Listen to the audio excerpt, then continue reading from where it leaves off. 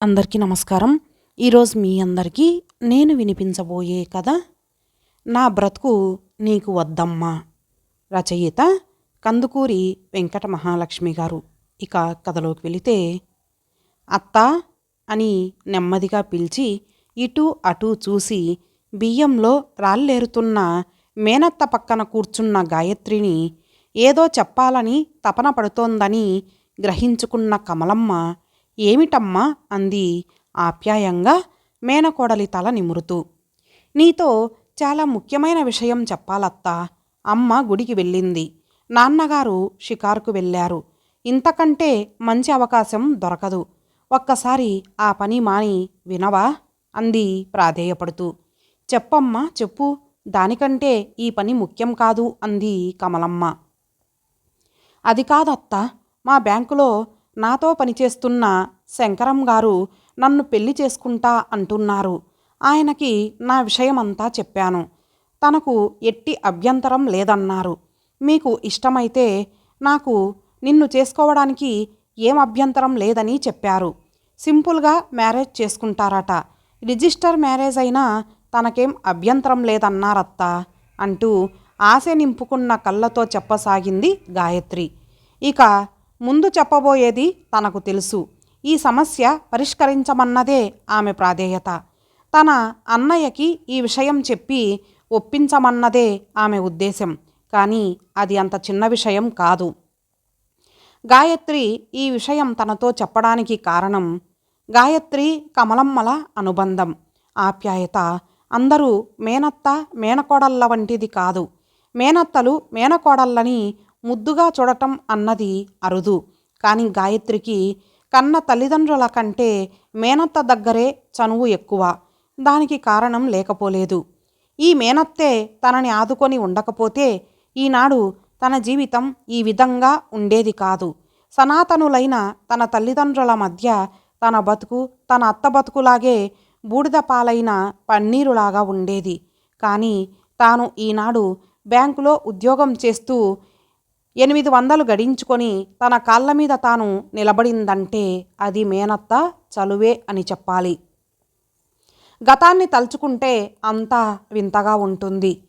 SSLC పాసైన తనకి తండ్రి మధ్యతరగతి కుటుంబీకుని తీసుకొచ్చి వివాహం జరిపించాడు. BA పాసై ఉద్యోగంలో చేరిన తన భర్త తనని కాపురానికి తీసుకువెళ్ళిన ఏడాదికే కారు ప్రమాదంలో మరణించాడు. పెళ్ళైన 2 ఏళ్లకే విధవగా తను పుట్టింటికి తిరిగి వచ్చింది. రాత్రింబవళ్ళు తన బాధని దిగమింగుకొని కుమిలి కుమిలి ఏడ్చేది. తనని చూసి జాలిపడేవారే కానీ తన బాధని అర్థం చేసుకునే వాళ్ళెవరు? తెల్లవారగానే ఎవరికీ ఎదురుపడకూడదు, నలుగురిలో కూర్చొని నవ్వకూడదు. శారీరకంగా బతికి ఉన్నా తను మానసికంగా చనిపోయినట్లే లెక్క. తనకు తోడుగా తన పరిస్థితిలోనే ఉన్న మేనత్త మాత్రం తనని అర్థం చేసుకొని ఓదార్చేది. వయస్సులో తేడా తప్ప ఇద్దరూ ఒకే పడవలో పయనిస్తున్నారు. ఒకరోజు తండ్రి మేనత్తల మధ్య ఘర్షణ ప్రారంభమయ్యింది. అంతా విన్నాక కానీ అది తన గురించే అన్నది తనకి తెలియలేదు. అది కాదన్నయ్యా, దానికి ఎన్నేళ్ళు ముండమోసిందని దాన్ని అలా ఇంట్లో కుల్లబెడితే ఎలాగా? కాలేజీలో చేర్పించన్నయ్యా. దాని కాళ్ళ మీద దాన్ని నిలబడేలా చెయ్యాలి. రేపు దాని గతి ఏమిటి? పెద్దవాళ్ళం ఎన్నాళ్ళు బతికి ఉంటాం? దాన్ని ఎవరు పెంచుతారు? చదివిస్తే దాని కడుపు కది సంపాదించుకుంటుంది. ఈ కాలంలో తప్పేమిటి? ఈ ఊర్లో చదివించడం నీకు చిన్నతనమైతే నేను కాపురం పెట్టి రాజమండ్రిలో చదివిస్తా అన్నయ్యా అన్న మాటలకు అగ్నిహోత్రావధానిలా ఎగిరిపడుతున్న తండ్రి మాటలకి యువతల గదిలో ఉన్న తాను వణికిపోయింది. ఏమిటే నీ గోల? నన్ను నలుగురిలో బ్రతకనీయదలుచుకోలేదా? మన వంశంలో ఎక్కడన్నా కాలేజీల్లో మగపిల్లలతో కలిసి చదవడం ఎరుగుదుమే. అందులో మొగుడు పోయిన దాన్ని కాలేజీలో అందరిలో చదివించమంటావా? దాన్ని కాలేజీలో చేర్చిన తర్వాత ఏమన్నా జరిగితే మేము నుయ్యో గొయ్యో చూసుకోవాలా అంటూ వేస్తున్న రంకెల్ని పట్టించుకోకుండానే మేనత్త నెమ్మదిగానే అన్నతో వాదిస్తోంది. ఆఖరికి పట్టు విడవని మేనత్త తనని పొరుగుర్లో కాలేజీలో చేర్పించింది. ఇంటర్ అయ్యే నాటికి తండ్రిలో కాస్త మార్పు రావడం గమనించింది. నిజానికి మార్పు అనే కన్నా సర్దుకున్నాడంటే సరిపోతుంది అనుకుంది. తర్వాత నెమ్మదిగా BA పూర్తి చేసింది. మళ్ళీ ఇంటికొచ్చింది. ఈసారి గాయత్రిలోనూ కొంచెం ధైర్యం పుంజుకుంది. ఆ ఊర్లోనే బ్యాంకులో ఉద్యోగానికి అప్లై చేసింది. తల్లి తండ్రికి తెలిసి నెత్తి నోరు బాదుకున్నారు. నిజానికి దీనికి మేనత్త ప్రోద్బలమే కారణమని చెప్పాలి. ఏదో చదువుకున్నావంటే మేం బతికి ఉండగానే ఈ ఉద్యోగం ఏమిటే, మేం చచ్చాక చేసుకో, వీధిలో నలుగురిలో తలెత్తుకొని తిరగాలా అంటూ హంగామా చేశారు. అన్నింటికీ తన తరపున తనని మేనత్త సమర్థిస్తుంటే గాయత్రి మీద కోపం కమలమ్మ గారి మీదకి మళ్ళీ ఇద్దరిని నానా మాటలు అన్నారు. వాటిని లెక్కజెయ్యని కమలమ్మ మొదటి రోజు ఉద్యోగానికి వెళుతున్న గాయత్రికి అమ్మవారి కుంకుమ బొట్టు పెట్టి దేవుడి మీది పూలు తీసి జడలో పెట్టి స్వయంగా సాగనంపింది. బుగ్గలు నొక్కుకునే ఇరుగు పొరుగుల్ని, నిప్పులు కురిపించే కళ్ళతో చూసే తల్లిదండ్రుల్ని మౌనంగా చూసి బ్యాంకుకి వెళ్ళింది. నిజానికి తనని ఇంతదానిగా చేసింది మేనత్తే. రోజూ లేవగానే దేవుడి కన్నా ముందు మేనత్తకి నమస్కారం చేసి ఎవరి ఎదుట పడకూడదనే మేనత్తనే వెళ్ళి పలకరించి తన దైనందిన కార్యక్రమాలని ప్రారంభిస్తుంది. తన బ్యాంకులోనే పనిచేసే శంకరంతో తనకి పరిచయం అయ్యింది. 2 వీధుల అవతలే ఉన్న శంకరం తను రోజు ఒకే బస్సులో వెళ్ళి ఒకే బస్సులో వస్తారు. నెమ్మదిగా ఇద్దరి మధ్య పరిచయం ప్రేమగా మారింది. శంకరం తనను పెళ్లి చేసుకోమని అడిగిన రోజు గాయత్రి శంకరానికి ఏమీ సమాధానం చెప్పలేకపోయింది. మర్నాడు మళ్ళీ అడిగిన శంకరానికి తన గురించి, తన కుటుంబం గురించి అన్నీ చెప్పింది. ఉన్నత భావాలు గల శంకరం తనకి ఈ మూఢనమ్మకాల మీద విశ్వాసం లేదని, మీ వాళ్ళు ఒప్పుకుంటే నీకు 2వ పెళ్ళైనా నేను చేసుకునేటందుకు సిద్ధమే అని చెప్పిన మాటలు విని మనస్సులో ఏవో తీయటి కోర్కెలు రేగాయి. 5 ఏండ్ల క్రితం అనుభవించిన తీయదనాన్ని మళ్ళీ నెమరు వేసుకుంటూ గాలిలో తేలిపోయింది. కానీ వెంటనే ఇంట్లో తల్లి తండ్రి గుర్తుకు రాగానే ఇది సాధ్యమా అని ఆలోచించసాగింది. నాకు కొంచెం గడువు ఇవ్వండి శంకరం గారు అని ఇంటికి వచ్చిన గాయత్రి అదను చూసుకొని మేనత్తకి ఈ విషయాలన్నీ చెప్పింది. నేను ఆలోచించి టైం చూసి అన్నయ్యతో మాట్లాడతాలే గాయత్రి అన్న మేనత్తకి మనస్సులోనే ధన్యవాదాలు అర్పించుకొని వెళ్ళిపోయింది. ఈ విషయం గాయత్రిలో కంటే కమలమ్మ గారిలోనే పెద్ద తుఫాన్ని లేవదీసింది. గాయత్రిలో చెలరేగిన ఈ కోరిక సమంజసమైందేనా? లోకం ఎంతో ముందుకు సాగింది. స్త్రీ జాతి పట్ల సమాజ వైఖరిలో ఎంతో మార్పు వచ్చిందని గర్వపడుతున్నాం. నిజానికి స్త్రీల అభ్యుదయాన్ని గురించి ఉపన్యాసాలు ఇవ్వడం వల్ల, చట్టాలు రూపొందించడం వల్ల, రచనల వల్ల మారేవారు ఎక్కువగా ఉన్నత భావాలు కలవారే. అభ్యుదయ భావాలు లేని కొన్ని కుటుంబాలలో ఎటువంటి మార్పు రాలేదు. వారి సనాతన భావాలు బూజుపట్టి అలాగే ఉండిపోయాయి. వాటిని దులుపుకోవాలని ప్రయత్నించరు. ఆ తరం వారిని ఈ తరం వారు ధిక్కరిస్తున్నారు. దాంతో కొన్ని కుటుంబాలలో కలతలు రేగుతున్నాయి. పెద్దలు పూర్తిగా ఎదగలేక, పిన్నలు కిందికి దిగలేక త్రిశంకు స్వర్గంలో వ్రేలాడుతున్నారు. అటు అన్నా వదినలది పూర్వాచారం, ఇటు మేనకోడలిది ఆధునిక యుగం. ఎవరి పద్ధతులు వారికి సమంజసంగా ఉన్నట్లు తోస్తాయి. కానీ పెద్దవాళ్ళకి పిన్నలు భయపడి తమ కోరికల్ని చంపుకుంటారు. పెద్దలు తమ అధికారాల్ని చెలాయించుకుంటారు. పిన్నలు తిరగబడితే దాన్ని రౌడీతనాలు అంటారు. అంతేగాని కాలంతో పాటు మారలేకపోతున్నారా పెద్దలు? నిజానికి గాయత్రిలో ఆ కోరిక పుట్టడంలో తప్పేమిటి? గాయత్రి వయస్సు ఉన్న పిల్లలు పెళ్లి కాని వారు అనేకులున్నారు. చిన్ననాడే పెళ్లి చేసిన గాయత్రికి 17 ఏళ్లకే అన్నీ అయిపోయి పుట్టింటికి వచ్చింది. తను ఆనాడు అన్నా వదినలతో పోట్లాడి చదివించకపోతే తన గతే గాయత్రికి పట్టేది. అన్నా వదినల దగ్గర తను వంటలక్కలాగా ఉన్నట్లే. ఈ పిల్ల ఎవరింట్లోనో మగ్గవలసిందే. తను అన్నా వదినల తరం మనిషి అయినప్పటికీ తను గాయత్రిలో ఈ ఆధునిక యుగపు భావాలతో ఎలా ఏకీభవించగలుగుతోంది? స్వానుభవమే దీనికి కొంత కారణమేమో. తన పోలికే గాయత్రికి వచ్చింది. కానీ గాయత్రి ఏడాది పాటు కాపురం చేసింది. తను ఆ మాత్రం కూడా సంసార జీవితాన్ని రుచి చూడని అభాగిని. పెద్ద మనిషి కాకుండా పెళ్లి చేసిన తనకి ఏడాది తిరక్కుండానే భర్త పోయాడట. అత్తవారింట అడుగుపెట్టని తను విధవట. పెద్ద మనిషి అయ్యేదాకా పుణ్యస్త్రీగా పరిగణించి పువ్వులు కాటుక బొట్టు పెట్టుకొనిచ్చారు. పెద్ద మనిషి అయిన మర్నాడు తల్లి వచ్చి, ఈనాటి లగాయత్తు నువ్వు పువ్వులు కాటుక బొట్టు పెట్టుకోకూడదని చేతినున్న గాజులు సహితం తీసేసి ఓ మూలగా కూర్చోబెట్టి ఏడుస్తూ వెళ్ళిపోయింది. అప్పటి తన వయస్సుకి అదేమీ అర్థం కాక అయోమయంగా ఉండేది. నలుగురిలోకి రానిచ్చేవారు కారు, పేరంటానికి పిలిచేవారు కారు. మొదట్లో అజ్ఞానం వల్ల ఎందుకు నేను ఇవన్నీ చేయకూడదు అని అడిగేది. తల్లి కళ్ళనీళ్లతో నోట్లో పమిట చెంగు కుక్కుకొని ఏడ్చేదే తప్ప జవాబు ఇచ్చేది కాదు. రాను రాను తనకే అన్నీ అర్థమయ్యాయి. అద్దంలో వెలవెలబోయే తన రూపాన్ని చూసుకొని బాధపడేది. భర్త లేని తను ఇక అలంకరించుకునే హక్కుని కోల్పోయినా వైధవ్యం తనలోని యవ్వనం పొంగుని దాచలేకపోయేది.